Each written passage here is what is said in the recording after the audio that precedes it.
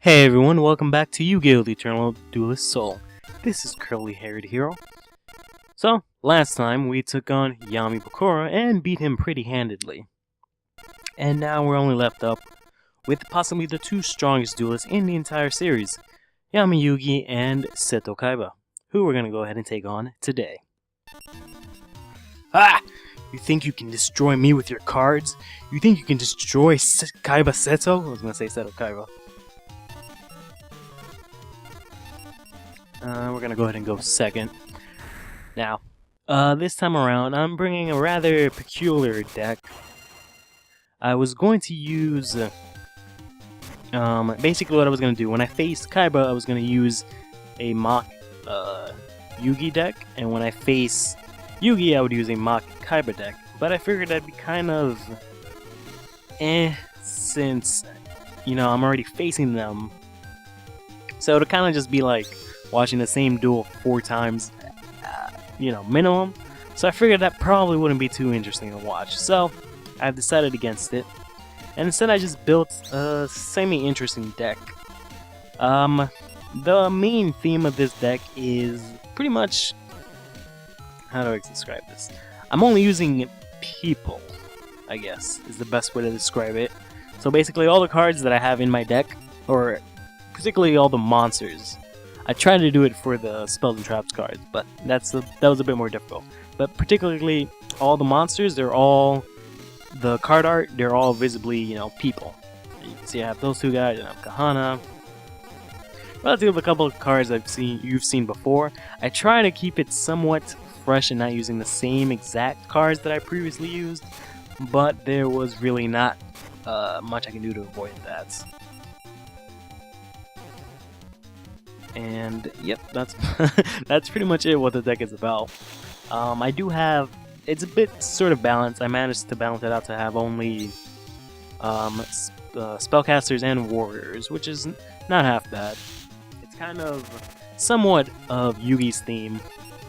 If you didn't notice in the series, Yugi mainly uses spellcasters and warrior monsters, particularly more spellcasters. So, I'm gonna go ahead and discard Kahana.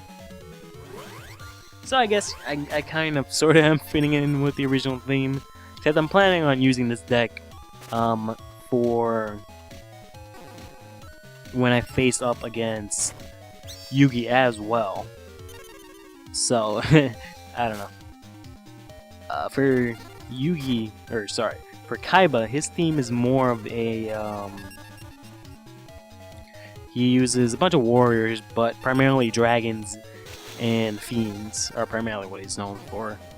While Joey's known for using mainly warriors and, you know, beast and beast-type warriors. Or, sorry. Beast and beast warrior type monsters. Which, when you think about it, it's pretty much, it describes their decks pretty well. Especially since at that stage in the game they weren't really defined sort of like archetypes or playstyles. Particularly it was just kind of like, oh, what cards you like to use, or what cards, you know, you're most known to use.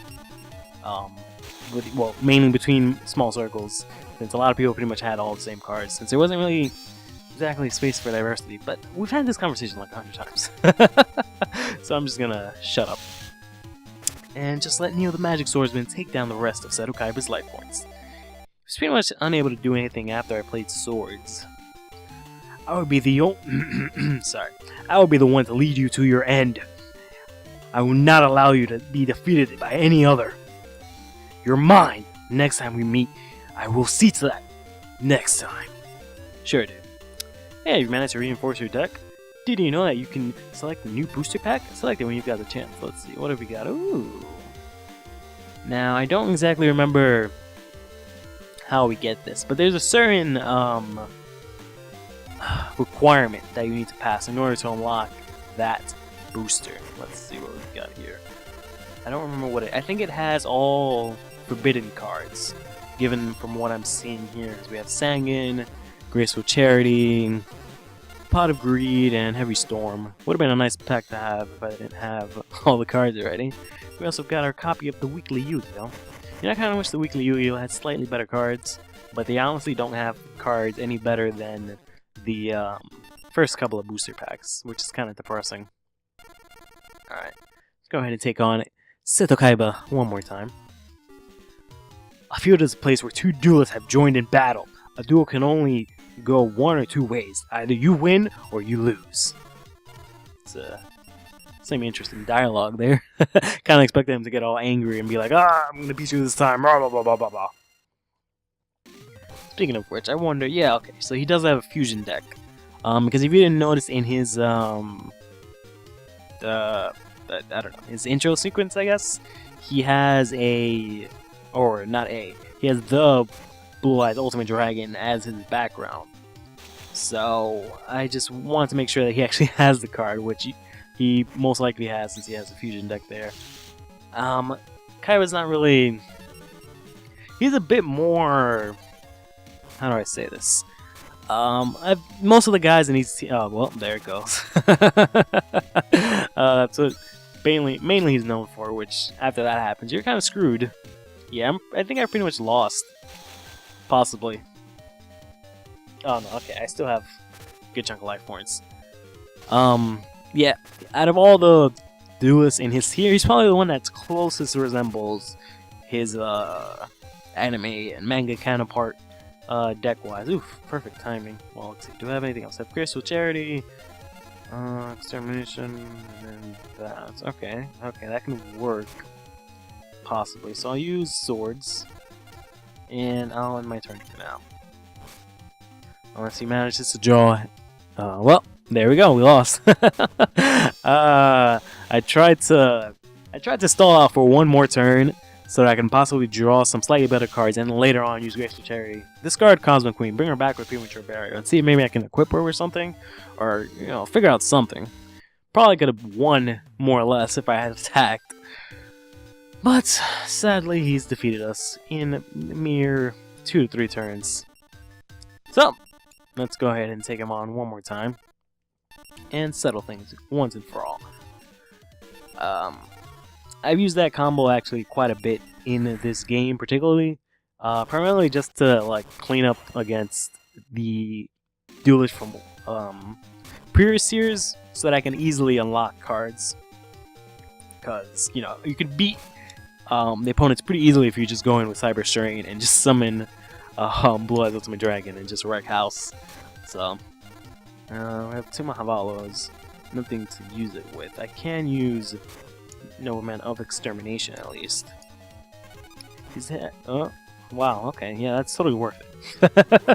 I mean, at the very least, Magic Jammer didn't get removed. Oh, fuck, that's not what I wanted to do. Whatever. I was gonna hope to play to attack more than attack, since you've had the bad habit of attacking, or rather placing Vorse Raider in defense mode, which he's already done 3 times just now. Alright, so let's see, Vorse Raider's attack, okay, good. So I'll use, maybe it won't matter. Maybe, yeah.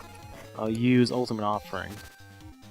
I was gonna hope that he would attack, my face down Mahavalo, and then I would use the Kunai Chain and hope that I can equip it to him at that point. But I don't want to risk it, so I'll just summon this other Mahavalo. And I'm going to try and make use of his Hoshi engine. Granted, I could have probably kept mine alive. It's not really worth it as much. Let's equip it to my own. And he'll have, yep, Mahavalo's effect. It doubles the boost that I get. Instead of getting 500 attack, instead I'll get a nice little 1000 attack, because any equip card ends up adding an extra 500 to his attack, which is great. I mean, I figured I might as well use Mahavalo since I talked so much about him last time. In a way, you can kind of say the deck is centered around him, or not centered around him, but not entirely. I do have equip cards, and I do have, I do have quite a couple of equips that I can equip to him pretty easily, so it gets him out really quickly. However, that wasn't necessarily my, I'm gonna destroy this just in case he summons Blue Eyes, And Blue Eyes will have a lot more. Well, it'll have possibly more attack than me. Maybe, I'm not too sure. Graceful Charity. Alright, that's fine. Another Graceful Charity. Totally not OP whatsoever. Alright, so he's got nothing. I've relatively got nothing either. But yeah. Primarily I have a lot of warrior equip cards. Like I have 3 Swords of Dragon Soul. So it's not exactly like I'm pandering completely to Mahavalo, which I totally could have done. Mahavalo deck is more or less kind of viable in this stage of the game. Keep in mind, I've said that pretty much a lot in the last couple of episodes. When I say stage in the game, I mean in the current meta that I'm playing the game in, which is obviously nothing compared to how, you know, the game is now. So you're gonna have to keep that in mind. What did I... Oh, Ultimate Offering? No, I don't wanna activate that. Why would I wanna get rid of my almost 4,000 attack monster? Oh, Cyber. I knew it! I knew it! I could, but that's pointless. I could, however, use him afterwards. Or use... Alright, so that's good. I can bring back Mahavalo. Oh my god, are you kidding me? Nothing. I got 1 monster, which is Big Shield Gardna. Watch him get all his monsters. Dark Hole, Seabeak's Blessing, Twin Dragon thing. Alright, and just Cyber Strain. That's not too bad. What? Whoa. Crazy chain. Alright, so I use that. I don't remember what Malevolent Nuzzler's effect was. Ah, okay, that's not too bad. Alright. I'm gonna go ahead into my main phase. I had totally forgot that that was the effect of that card. I don't really want him to use Cyber Strain, but I don't exactly want to lose my monster. So I guess I'm just gonna have to eat an attack. I'll play this face down. And I guess I can play Mirror Force, it wouldn't hurt that much. So I don't exactly remember if he drew a Harpy's Feather Duster. Alright, good. So he just used Dark Hole, which is totally fine. He doesn't really have anything that I remember to summon. Alright, he has a Voice Raider, that's fine. I have Call of the Haunted, but I don't want to use that per se. Because I don't really have any monsters that I can summon that'll have enough attack to take him down. So I'll just use Mirror Force and I'll be able to clean him up more or less next turn. Alright, so gonna go ahead and activate Call of the Haunted. Oh, actually, I think I should have used Premature Burial, but it might not matter. Let's see. Do I get the boost? No, okay. That's fine. The main reason I have Premature Burial is just because of Mahavalo. Just so that I can equip it to him, and presumably I'll get a boost from it. Yes, I will. That's great. And then I'll give him this. I could have easily sacrificed both of them and summoned Buster Blader, and equipped Buster Blader with Dragon Sword and gone in for the win, but fuck that. If he had more life points, I could have totally done that, actually, using Ultimate Offering. But it doesn't matter. Do I want to activate? Sure, why not? Well, activate Ultimate Offering, lose 500 life points. I'll summon 2 tributes. I'll sacrifice this guy and this guy. I believe Buster Blader gains attack for my opponent's dragons in the graveyard. So yeah, woo, he has a lot of attack. Damn it, I should have used him. But nonetheless, it doesn't matter because we managed to take down Kaiba Seto. And he gets the usual spiel, which is fine because we beat him anyways. We're gonna go ahead and get this pack. Alright, so I guess primarily it gives you cards that are limited and or forbidden, but I'm not entirely sure what it gives you. But it's fine, because this is the end of today's episode of the Eternal Duelist Soul. I hope you enjoyed it, and hopefully I'll see you next time.